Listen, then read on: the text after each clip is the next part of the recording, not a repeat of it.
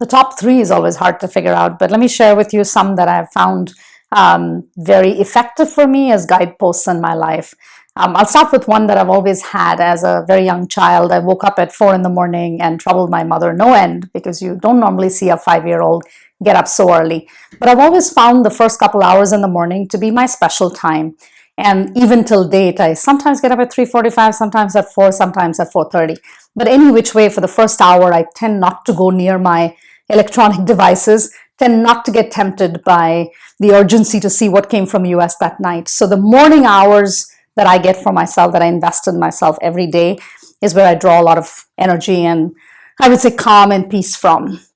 The second thing is really the principle that I've had over my life, and I put it to practice in different ways. But it's about figuring out, why the heck do I get up in the morning? Why do I work? Why do I have a life?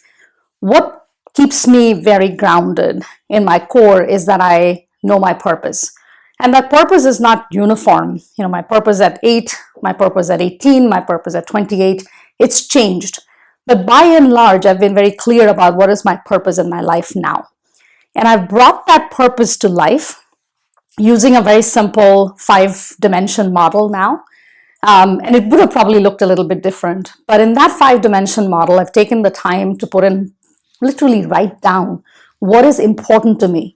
These 5, if I didn't have in a good place in my life, that would throw me off. So I really have invested time to figure out what is important to me, what is my purpose. So I'll give you an example. I do have a very strong spiritual core. So spirituality is one of my 5. Parenting my son is one of my 5. I look at my career and I measure my career in terms of impact I have on people's lives. That's very important to me, rather than what job grade I had, what designation I have, which part of the world I'm in. I really look at what impact I'm creating today. And some of the others you have to find out as you get to know me more. But that model, it's a very simple written down model. Every week, at the end of the week, I try to take a look at it and say, what did I do this week that helped me move along that vector, along that dimension? You don't need to look at it every week. You can look at it once a month. But that particular written down model, I found that very, very useful. And the third part, I would say, is something that I've learned late in my life. I wasn't known for looking after myself. I was known for looking after everybody in my life.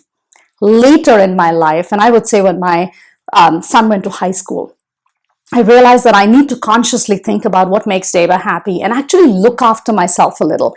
Simple stuff, but I do take the time to go to the spa. I do take time to get a massage. I do take time to get my nails done.